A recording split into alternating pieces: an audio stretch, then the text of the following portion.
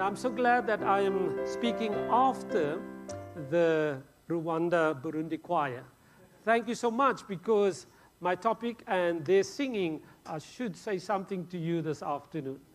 So allow me to just bring that into ministering to a multicultural people.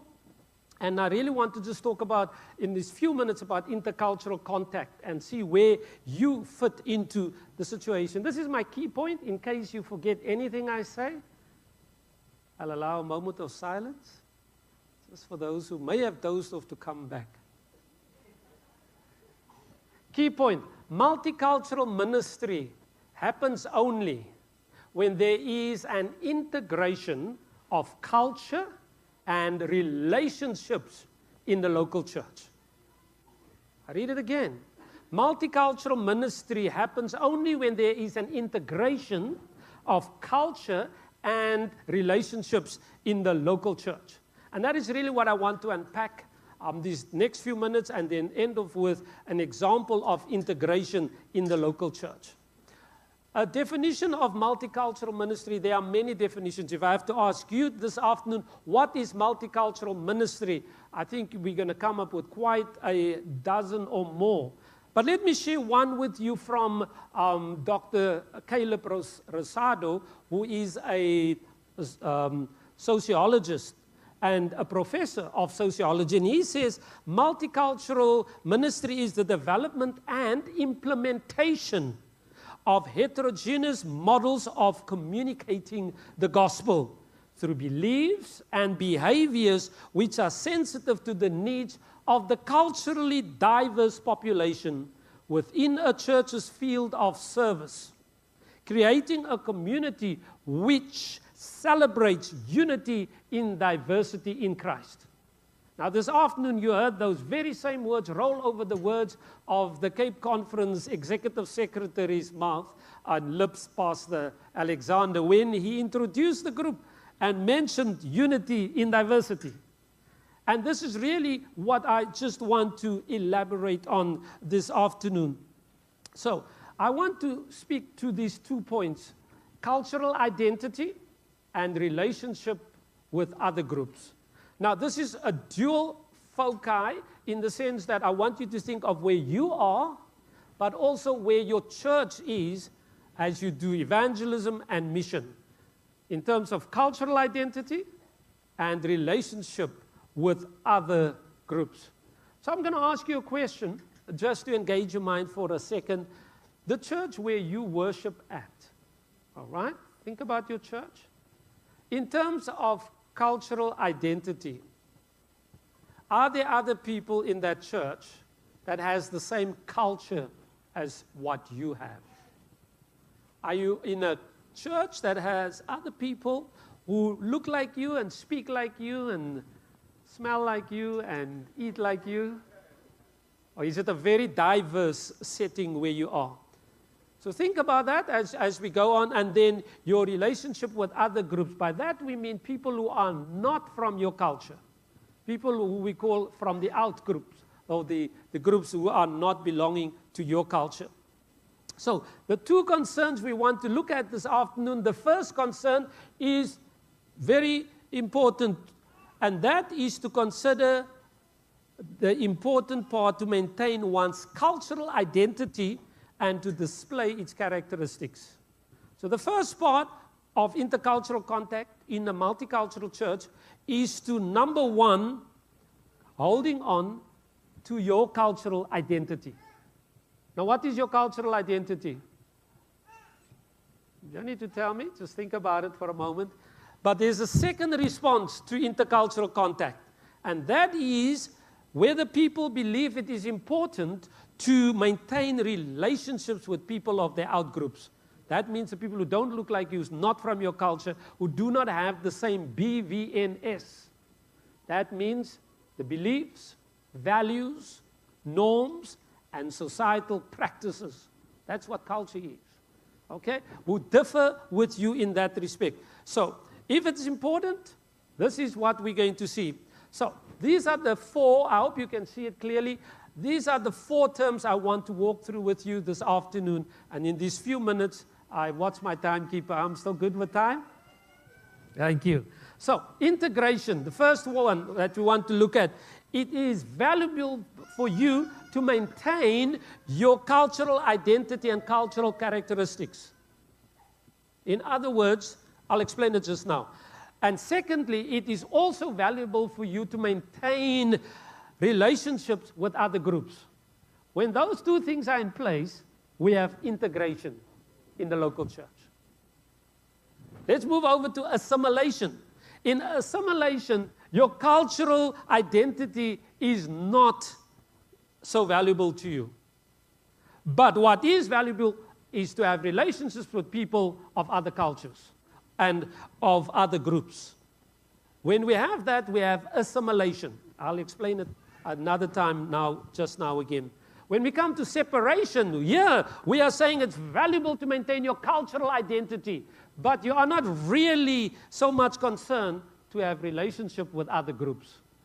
Culture comes first, and that's all that matters. Okay? And if you are not from my culture, then you're not really welcome here. I'm not really interested in having a relationship with you if you're not of my culture. Then we have separation. And the fourth group is the worst one, marginalization. Here we find that it is not valuable to have cultural identity, and it's also not valuable to have relationship with other groups. So really, I'm not here to form any relationship with anybody because it doesn't matter to me. So when we look at it as a multicultural ministry, and I maybe just need to go back to that definition, we often think that multicultural ministry means that we have many cultures in our church, and as long as we worship together, that is multicultural ministry. But that's not multicultural ministry.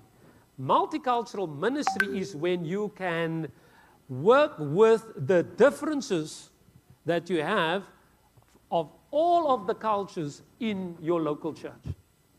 It means you are inclusive in your worship and representative of all those who are in your local church. So let's take this now a step further and just explain each one again, and then we'll come to a practical example, and I'll sit down after that. So integration produces distinguishable cultural groups that work well together and ensure harmony. In integration, we said that it is important to have a relationship with people who are not from my group, and my culture is also important. So we're not saying we ignore your culture or only one culture operates. No, we recognize in our church there are different cultures, and we want to acknowledge them and also form relationships with someone who comes from a different culture and worships with us. Now, do any of you, as you've come here this afternoon, think that your church is a church of integration? Is there anybody who wants to be brave enough and say that at our church, this is what happens? Cultural groups are important to us, and we also want to form relationships with people outside our culture. Is there a church who has that? Thank you. We have one church there. Another? Can we maybe hear the name of the church? Einspark. All right, so there we have an example. Is there another one who says their church is a church of integration? Right, thank you. Strand Church. Yes, thank you, Brother Mpofu. Right, another church? Elite Park. So we have some examples of churches who has an integration model. Okay, I'm going to move on. Assimilation. This means taking on the new culture's beliefs, the values, the norms, and societal practices. But remember, in assimilation, we said that culture is not so important, but relationships are. So when you come, we are not really focusing on your culture, or we're not going to include you much. Your culture is assimilated. And so we will never hear there of a Rwandan Burundi group singing. Because culture is not the important part. The important part is that we get on with them and that we have relationships. But the Rwandan And if I use it as an example, Burundi group will be assimilated in the dominant culture of that church. So if they're at a church where their culture is not the dominant one, they will just be there. People will form relationships with them, but their cultural heritage and cultural identity will never be recognized. That's assimilation. Okay? So I'm not going to ask which church has that model. I'll move on to the next one. I see we're still going fine with time. Separation. Separation is an action against cultures. What did we find in separation? That culture comes first. It's important. But relationships with other people are not as important. So here we have a church who will say to you, and somebody has mentioned this example, they came to a church and they got lost. They were actually not looking for the Seventh-day Adventist church, that congregation. But when they were at the door, the whole family stood ready and said, we would like to worship here, can we come in? Because the deacon was approaching them saying, you look lost. And they said, yes, we want to worship with you. But they, assuming this was the church they were supposed to go to. And the deacon said to them, no, you are not of our culture. There is another church further up the road that is of your culture. That's where you want to go. Fellow Adventist, all right? But this is the separation model. In other words, culture is what brings us together, not relationships.